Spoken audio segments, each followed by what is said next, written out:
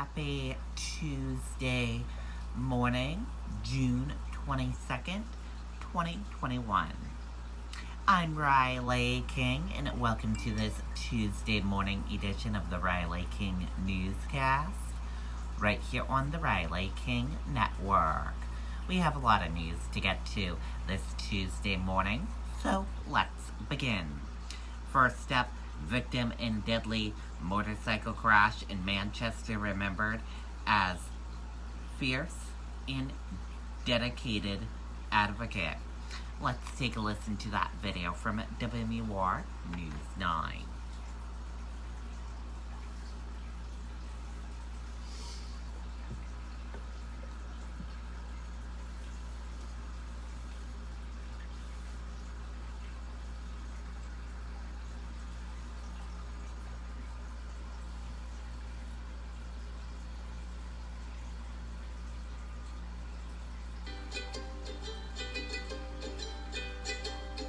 Come see Darla and Hildy at Clark's Bears in Lincoln, New Hampshire. Visit clarksbears.com to reserve your tickets today. Bridget stood in the mission of her job every day. A fierce and dedicated advocate is how Bridget Feeney will be remembered by those who knew her. Yesterday, the 33-year-old and another man, Tembeletu Deliwayo, were killed in a motorcycle crash on Wellington Road in Manchester. The victim advocacy community is pretty shattered. We're heartbroken, and we send our hearts out to her family, her friends, her colleagues, and most importantly to those victims that she served. Feeney worked as a victim advocate in the New Hampshire Attorney General's office. The New Hampshire Coalition Against Domestic and Sexual Violence says she brought passion and conviction to helping victims and witnesses of crimes. She stood with victims during the most trying and often the most foreign experience of their lives as they navigated the criminal justice process, and she made sure that they felt empowered to raise their voices. Among those voices, the family of Lizzie Marriott, the 19-year-old college student who was killed in 2012. After Seth Mazzillia was convicted of first-degree murder in 2014, News 9 spoke to Feeney about her work. It is really an honor to be able to work with families through this process, to be able to help them and give them information and support them through some of the most horrific things that you could ever imagine as a family member. She leaves behind a legacy of service. She has impacted the lives of countless victims, families, and other allied professionals. New Hampshire's Attorney General saying tonight, we are devastated by the tragic loss of Bridget Feeney. Bridget was a beloved member of our office and the victim advocate community, and her work helping countless victims and families made a lasting impact on our state. We extend our deepest condolences to her family, friends, and everyone she has worked with. Bridget will be greatly missed, but we will continue to honor her legacy and memory. Meantime, Manchester police are still investigating the deadly crash. Reporting live tonight, Mike Cronin, WMUR News 9. Okay, and there you go on that video and that report.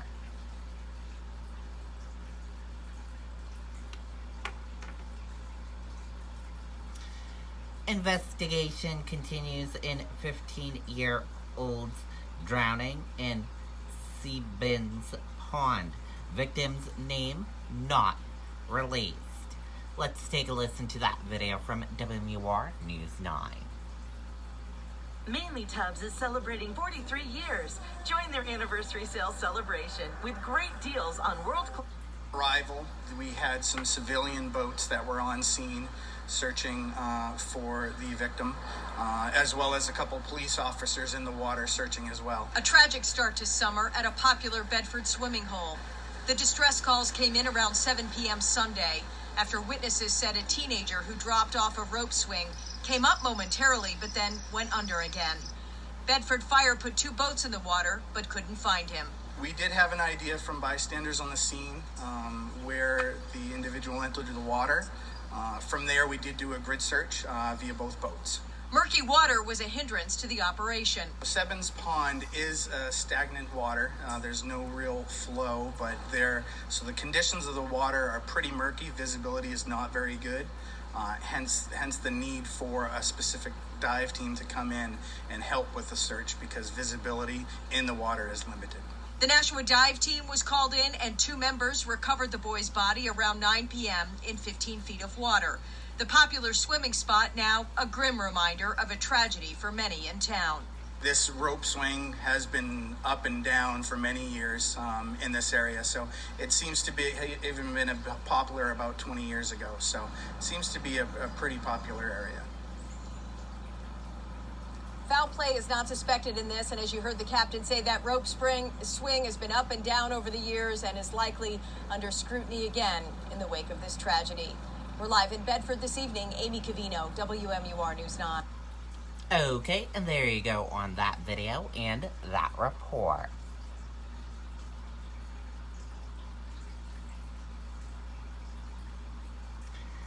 Vaccinations push plans continue locally as state-run sites prepare to close. State-run sites to close on June 30th. Let's take a listen to that video from WMUR News 9. As we ease back into life with friends and family, Mahindra is here to help on the good day.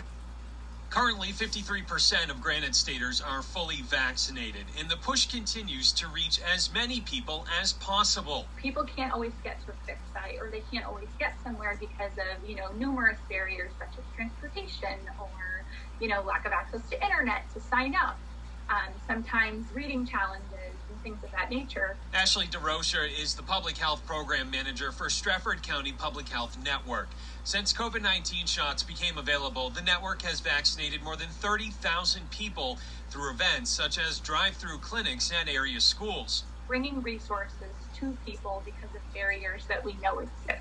The Strafford County Public Health Network continues to host several mobile vaccine clinics per week. No registration necessary, all 3 brands of COVID vaccine available. They sort of just can show up and ask us questions, get any type of vaccine. DeRoche says the network is also aiming to provide vaccines to local workplaces now that more people are returning to the office. Sometimes people work 3 jobs, right? Yeah. Just to support their families. So they don't even have time to go get a vaccine. And the state-run vaccine sites will permanently close on June 30th. Reporting in Manchester, I'm Tim Callery, WMUR News. Okay, and there you go on that video and that report. Anonymous customer leaves $16,000 tip at Londonderry Bar and Grill. Customer's bill came to $37.93. Let's take a listen to that video from WMUR News 9. As we ease back into life with friends and family, Mahindra is here to help on the good days and the tough ones.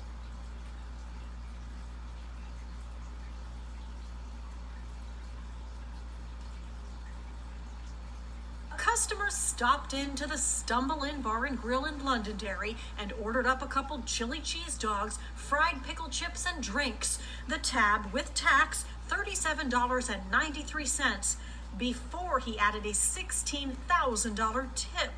At first, the staff didn't even notice it. It was on the credit card statement. They put it down next to the register. And he said for 3 times, don't spend it all in one place. That's what made her flip it over and look. And she's like, oh my God, are you serious? And he's like, I want you to have it. You guys work hard. The 8 bartenders working contacted the owner. Thought it was a mistake. Could have been like maybe $160 tip, and he added extra zeros. And the bar manager talked to the gentleman, and he said, no, it's $16,000. The big tipper wants to stay anonymous. We're told he's not a regular. He just said that they deserve it. They work very hard. The Stumble Inn closed a few months during the pandemic, adjusted with takeout and outdoor dining. Like so many restaurants, it was a challenge for the staff, and they're paying it forward to their fellow employees in the back of the house. The back of the house works really hard, the kitchen. They're giving them a big tip out of that, which is very generous of them, too. The owner says every tip is appreciated, but this one is the biggest in the history of the Stumble Inn. Oh, yeah. Yeah. Maybe today, maybe there'll be a bigger one for the staff. Who knows? Jean Mackin, WMUR, News 9. Okay, and there you go on that video and that report.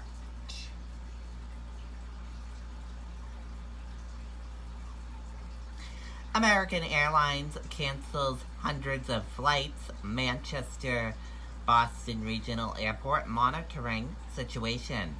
Director of Manchester Boston expects impact to be minimal. Let's take a listen to that video from WMUR News 9. Tractor has been in our family since 1955, when great-grandfather Pearlie and our grandfather George decided to sell tractors out of their barn, with a work ethic geared towards customer satisfaction and loyalty. A lot has changed since then, but we still have a commitment to treating our customers like family. At Chapel Tractor, we have the experience to get the job done right, with locations in Milford and Brentwood and Concord, New Hampshire. We provide customers with the highest quality equipment from the most... I think it's temporary, but we're obviously keeping an eye on this pretty closely. Manchester Boston Regional Airport Director Ted Kitchens says American Airlines continues to cancel flights through mid-July as they deal with post-pandemic problems. American did a really good job throughout the pandemic in keeping a lot of their schedule intact.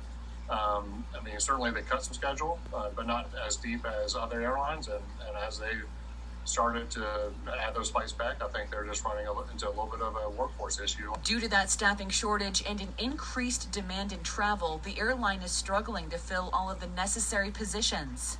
You've got customer service agents, you've got the flight attendants, you've got ramp personnel, you've got airframe and power plant mechanics. You got a lot. It takes a lot of people to make a flight go successfully and on time.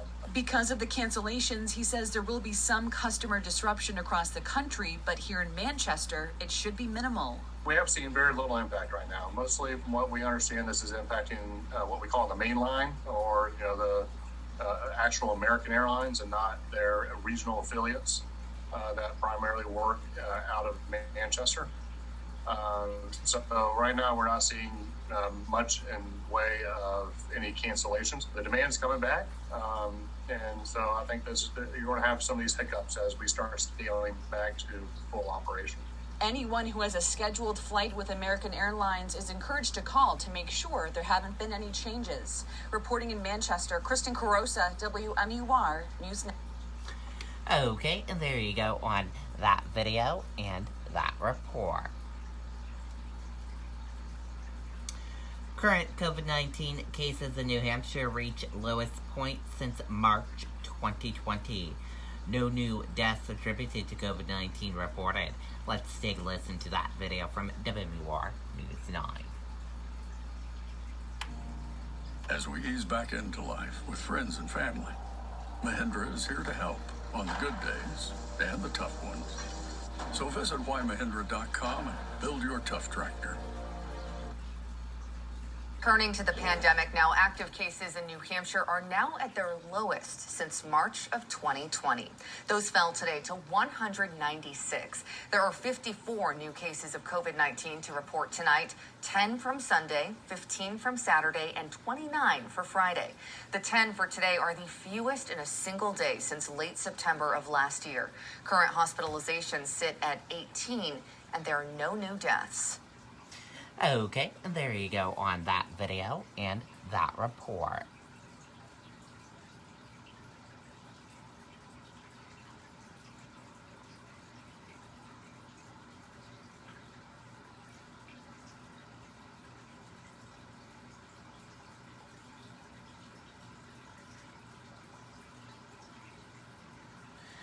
Biden expected to fall short on COVID-19 vaccine sharing goal. Let's take a listen to that video from ABC News.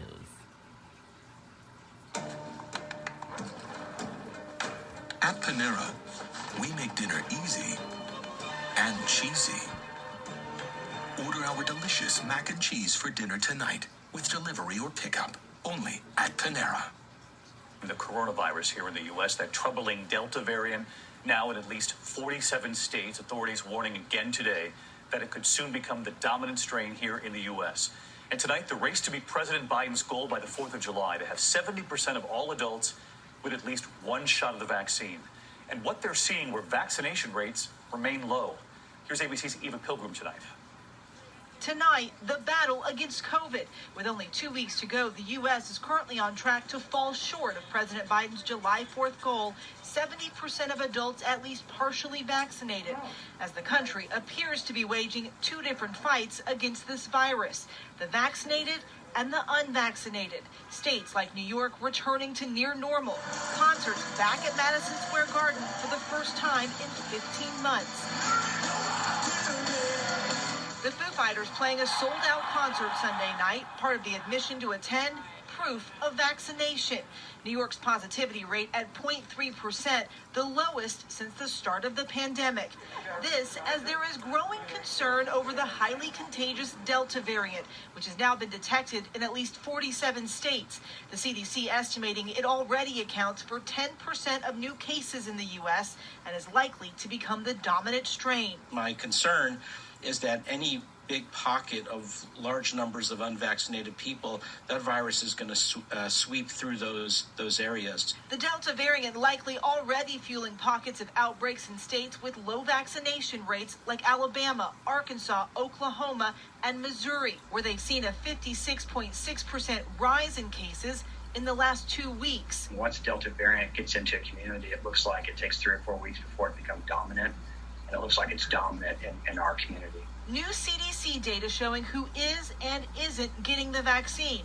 80% of those over 65 have gotten at least one dose. Meanwhile, only 38% of people ages 18 to 29 have gotten the vaccine. Experts say fewer vaccinations among younger people puts that age group particularly at risk. There are some hopeful signs, but it is an epidemic among schools, among younger people who are unvaccinated. Older people who are vaccinated are not the ones spreading this. David, according to that CDC data, the biggest reasons that people don't get vaccines, a lack of trust in the vaccines, concern about the side effects, or a belief that they don't need one. David? Eva Pilgrim reporting on the coronavirus for tonight. Eva, thank you. Hi, everyone. George. Okay, and that does it for this morning edition of the Riley King Newscast, right here on the Riley King Network. I hope you all have a great rest of your day, and I'll see you back here later on today for another newscast. I'll have a news report coming up in a little bit. Goodbye.